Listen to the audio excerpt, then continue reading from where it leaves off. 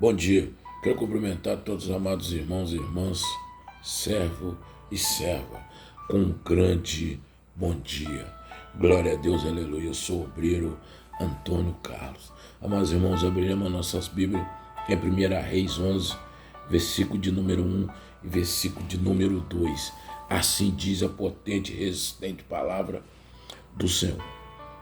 O rei Salomão amou muitas mulheres estrangeiras, além da filha de Faraó, moabitas, anomitas, edomitas, sindomitas e etéreas, das nações que o Senhor tinha falado aos filhos de Israel. Não chegarás a elas, e elas não chegarão a vós. De outra maneira, perverterão vossos corações para segui-lo os seus deuses. A esta se uniu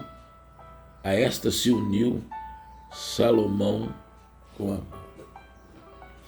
Amados irmãos, dá para perceber que a palavra de Deus ela é bem explanada. A palavra de Deus ela é bem clara. A palavra de Deus ela é bem reta. A palavra de Deus tem uma diretriz imensa. A palavra de Deus tem uma retidão reto. A palavra de Deus ela não faz curva. Quando algum profeta, algum rei, algum sacerdote, algum discípulo, algum apóstolo levantado por Deus, que recebeu um ministério na sua mão que Deus nos confiou, que Deus colocou ele para dar prosseguimento, seguimento, num andamento, numa situação para Deus, e ele sai dos trilhos, é ele que faz curva. A palavra de Deus continua reta, sem curva. O que Salomão fez? Salomão foi um homem privilegiado por Deus. Salomão recebeu, presta atenção, amados irmãos, Salomão recebeu inteligência de Deus e sabedoria para 1000 homens. Toda a Bíblia nós só achamos 3 homens dessa forma. Primeiro, rei Davi. Rei Davi tinha estratégia de guerra. Rei Davi tinha sabedoria de guerra para 1000 homens que Deus deu. Sansão tinha força para 1000 homens que Deus deu para defender o povo hebreu. Caiu. Rei Davi caiu também nas mulheres, mas foi segundo o coração de Deus, voltava sempre para os trilhos. Deus perdoava, porque Deus é misericordioso de perdoar todos os nossos pecados. As ações dele não, as ações do pecado permanecem. Salomão, filho de rei Davi.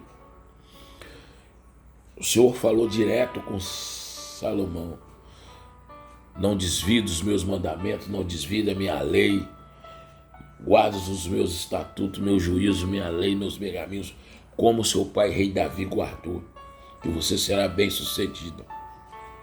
Salomão sim. E Salomão foi lá, começou a fazer coisas erradas.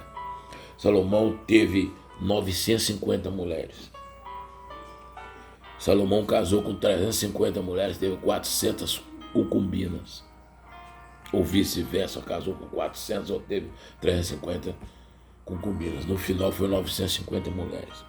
Foi o maior erro que Salomão praticou. O erro de Salomão foi, a maior erro, a derrota de Salomão foi a desobediência. Ele desobedeceu a Deus. Ele casou com mulheres estrangeiras, filha de Faraó, moabitas, anomitas, adomitas, sindomitas, etés, só com o povo que servia o povo pagão, que servia os deuses, se vê imagem, estatueta de criatura que eles dizem que é Deus. Foi a derrota de Salomão. Salomão casou com essas mulheres que Deus jamais aprovaria, como não aprovou. Olha, no versículo de número 6 está a queda e a ruína de Salomão. Assim fez Salomão que parecia mal aos olhos do Senhor, e não perseverou em seguir o Senhor, como Davi, seu pai. Então edificou Salomão um altar a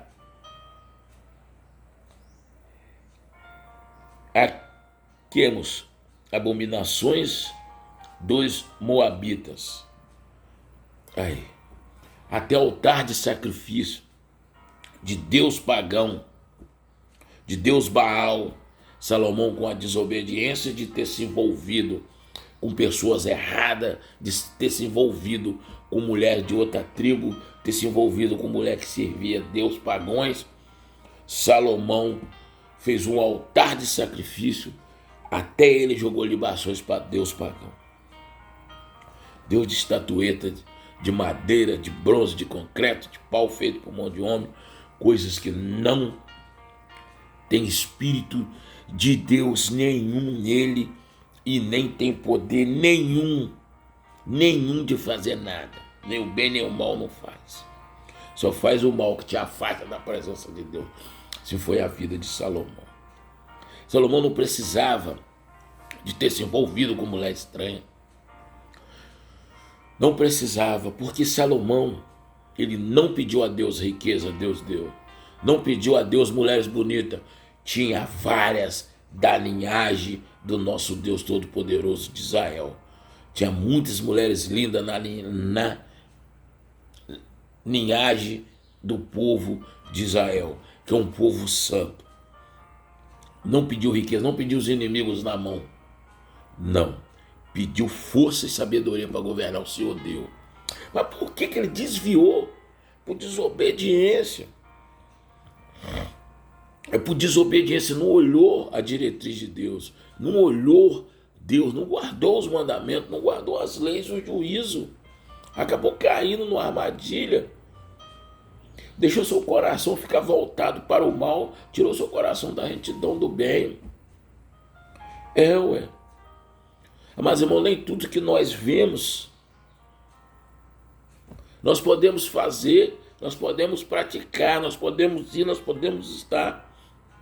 Mas Salomão entrou nessa catraça, nesse buraco de amar essas mulheres, pagou as pagões, esse povo pagão, evitando uma guerra.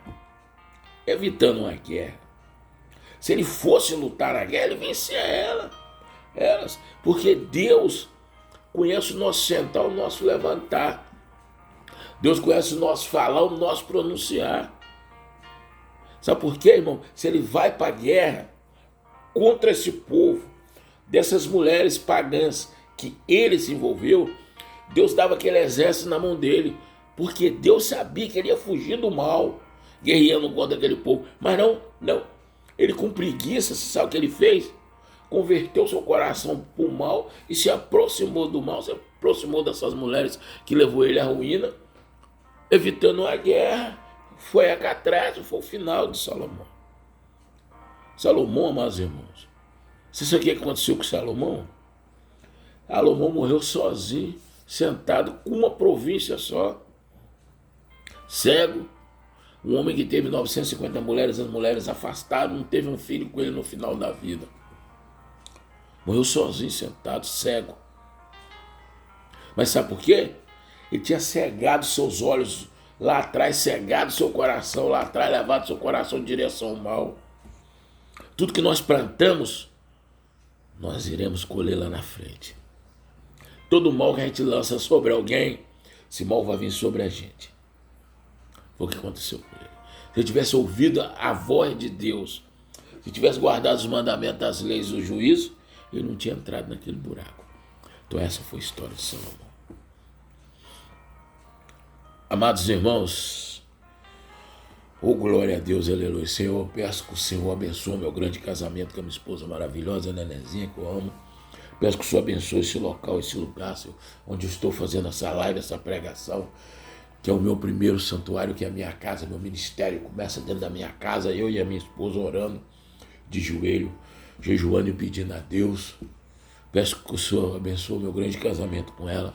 Peço que o Senhor abençoe, Senhor, a minha borracharia, onde é o meu segundo santuário, onde eu prego, oro para as pessoas, ganho alma para o Senhor, Senhor. Peço que o Senhor continue com a poderosa mão do Senhor estendida em direção à minha borracharia, queimando todo olho grande, queimando toda a inveja, queimando toda a calúnia, toda a porfia, toda a obra de macumbaria, toda a obra de feitiçaria, toda a obra de voodoo, Senhor. Foi lançado em direção à minha borracharia. Já se levanta queimado, já se levanta destruído pelo poder do Senhor, porque o Senhor, meu pastor, e nada me faltará. Todo aquele que se levantar contra mim já se levanta derrotado, se levanta derrubado, porque o poder da glória, o poder do Espírito Santo, o poder do Senhor está sobre